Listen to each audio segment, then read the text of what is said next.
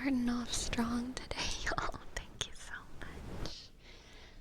Thank you, thank you, thank you, thank you, thank you, thank you. Tikasaki, T, I, shik, E, G, O, suk, C, A, C, K,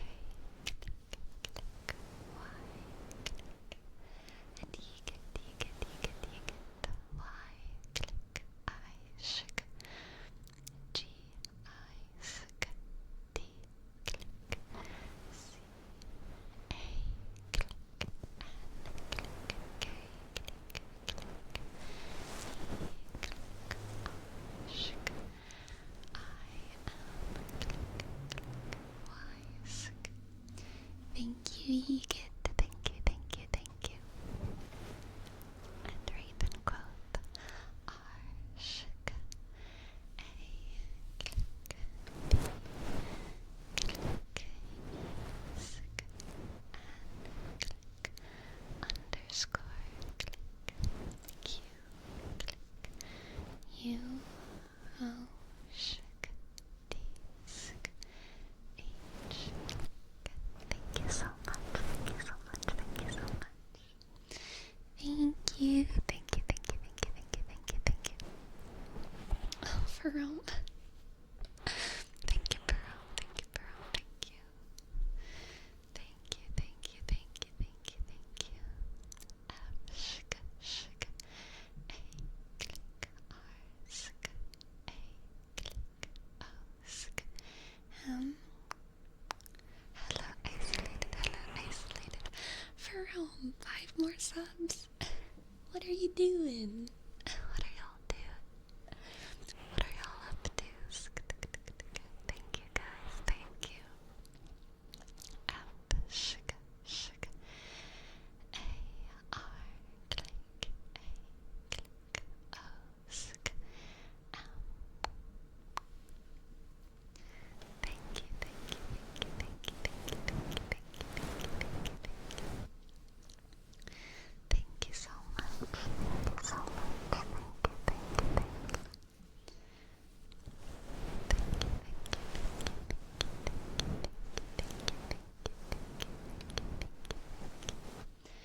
I appreciate it so much, my friends. Thank you. Hello, intelligent Falca. Hello.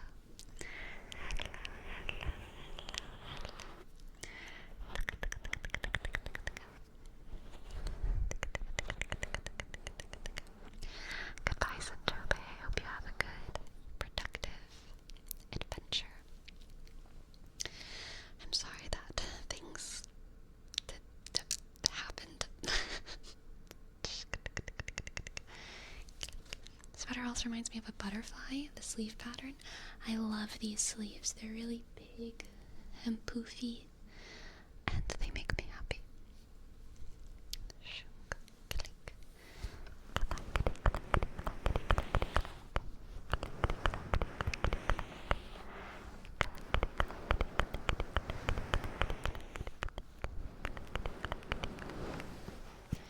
Maybe I will fly away with them for home.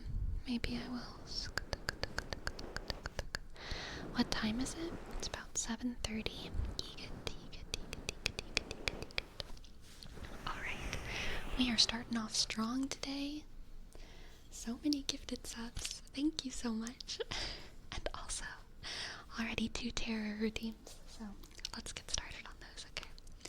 Our first tarot is for WD. Sleepy, on today's video I was trying to look for what you said and found nothing. What do you mean? Look for what I said? What do you mean?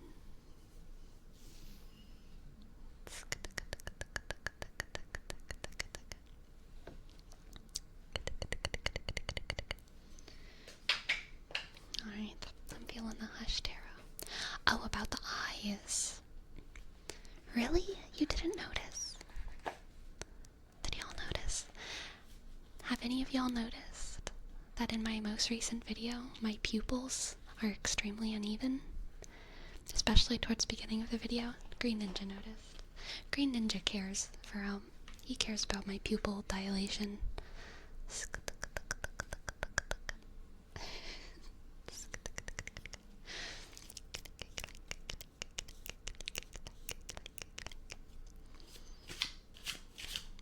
Alright. WD. WD. WD. WD. WD.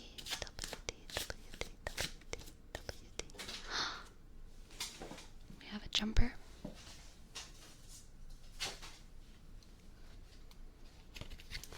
What a perfect jumper. We have the star. Click, click, click. Come on, let's focus up, camera. A shooting star. A shooting star. What a perfect jumper. Perfect jumper. Perfect jumper. Perfect jumper. Perfect jumper. And next for you, WD, we have the Seven of Cups and the Two of Cups. The Seven of Cups, the Two of Cups, and the Star. The Seven of Cups, the Two of Cups, and the Star. The Seven of Cups, the Two of Cups, and the Star. Star, star, star, star, star, star, star. Interesting. WD, I feel like this is a perfect time for you to fantasize. I feel like this is a good time for you in your life to explore the realm of fantasy and possibility. To explore the realm of fantasy and possibility. To make some Pinterest boards, explore new aesthetics. Yeah, WD, explore some new aesthetics. The Seven of Cups is all about kind of being in your head in the clouds, realm of ideas. What's it called in Stormlight Archive? Gotta keep with our references. The realm, the conceptual realm, what's it called?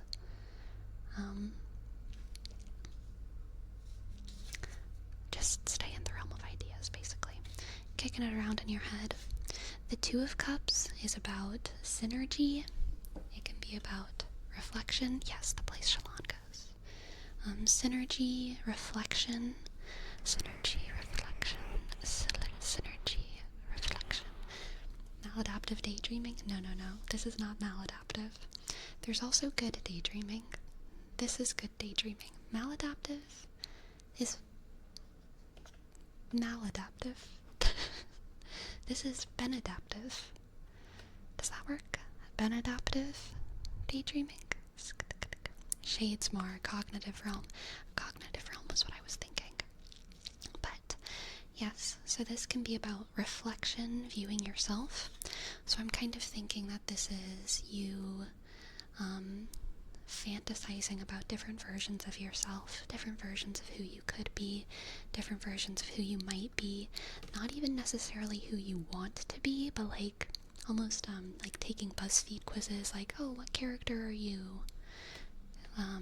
Just like exploring your own identity, all the different people that you could be archetypally. When it comes to fashion, when it comes to color, aesthetic, just thinking about who you are in a very fun way. Thinking about who you are in a fun way. The Star is about beauty, evanescence, and also the future. The future. As opposed to the present.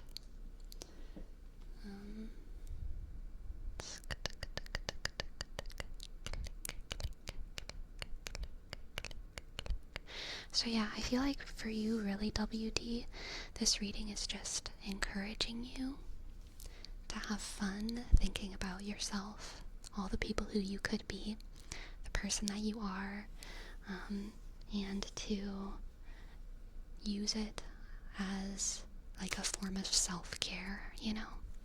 Use that as a form of self-care rather than you trying to be productive and planning or anything like that.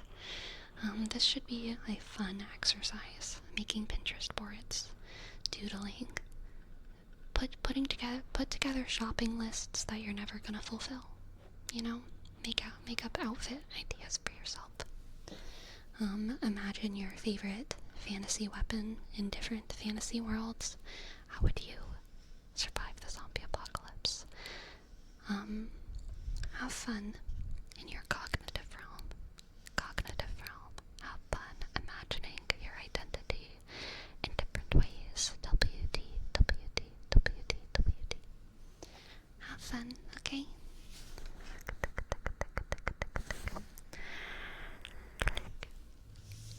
Alright.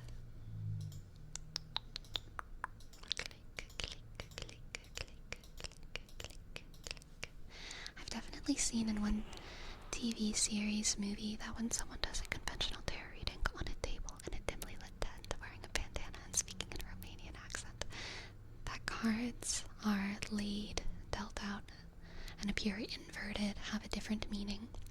Is that a thing? It is a thing. And if so, shouldn't you be able to take that into account in your own readings? So it's something that tarot readers actually feel very, very strongly about. Some tarot readers read inversions, and inversions can be read in two ways. Inversions can be read, gosh, not like that,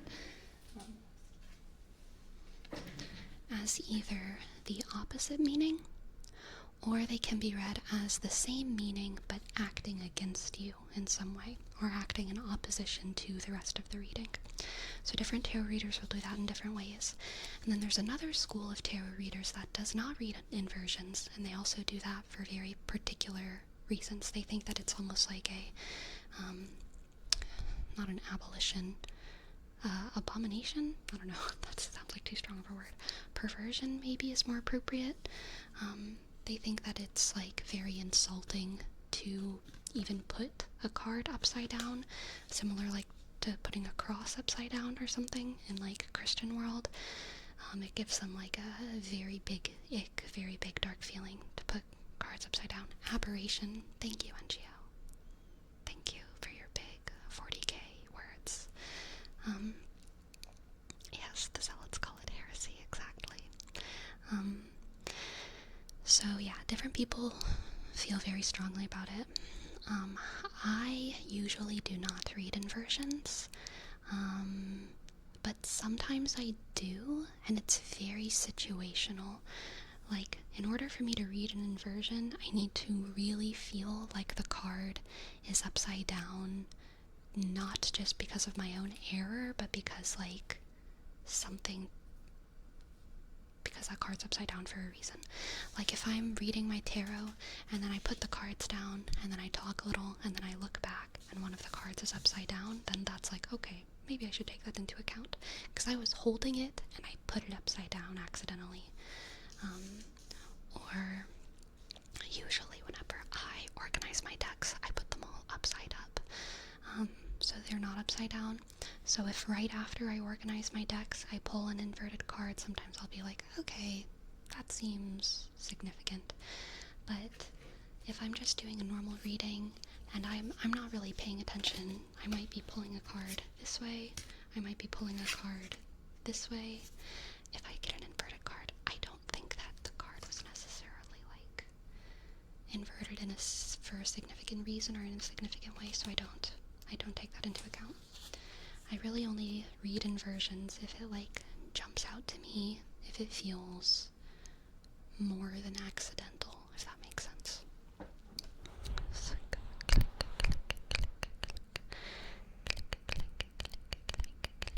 Yes, exactly, isolated. I try to keep them all in the same direction, all in the same direction, all in the same direction. Thank you, Ren Siren. I'm glad you like the sweater. And also Ace Master and Eyes of Nude. Thank you so much. Thank you so much for your subs. Thank you, Ace Master. Thank you, Ace Master. Ace Master. A click C click E M sugar. A click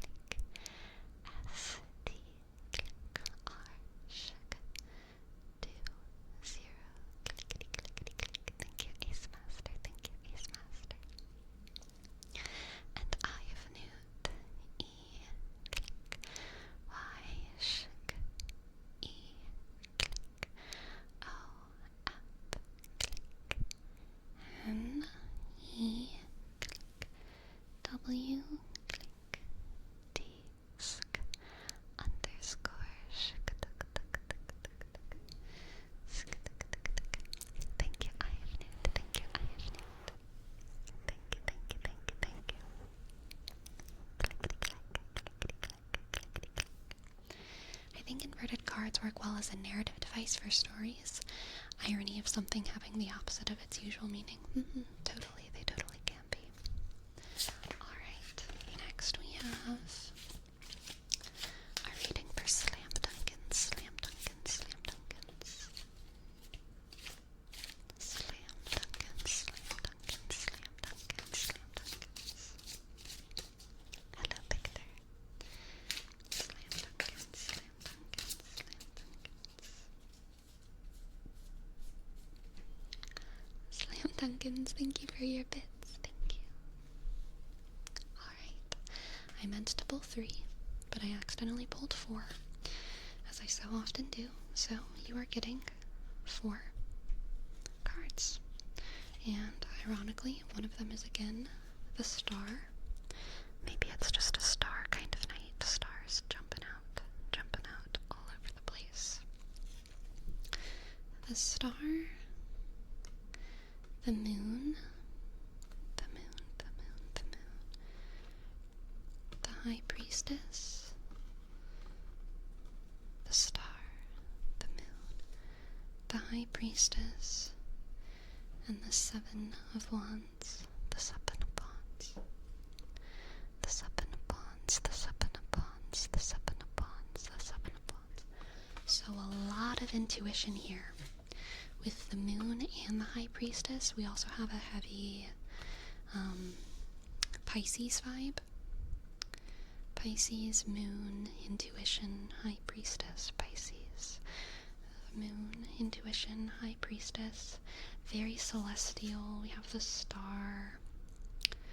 Definitely, like Isolated Matrix said, clear night kind of vibes for you, Slam Dunkins. Have you been looking up? Have you been looking up at the stars?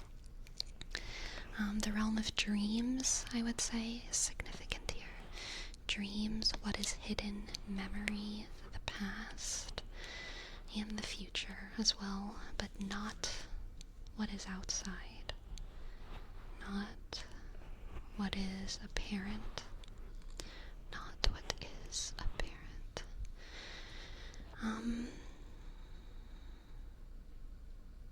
This is interesting. I get the sense, Slam Dunkins, that you have a victorious exterior in some capacity.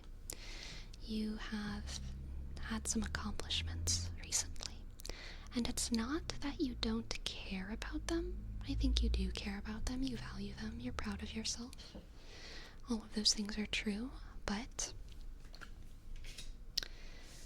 they're like not the most important piece of the puzzle for you. Actually, really what I'm getting here, especially with the way this card looks, is like Joan of Arc vibes. Joan of Arc. The most, like, to Joan of Arc, the most important thing was not the battle. To Joan of Arc, the most important thing was, like, her relationship with God. And as, like, a fun little, like, bonus to that, she was, like, a very cool, like, warrior girl, okay? Who killed Joan of Arc? The, Catholics.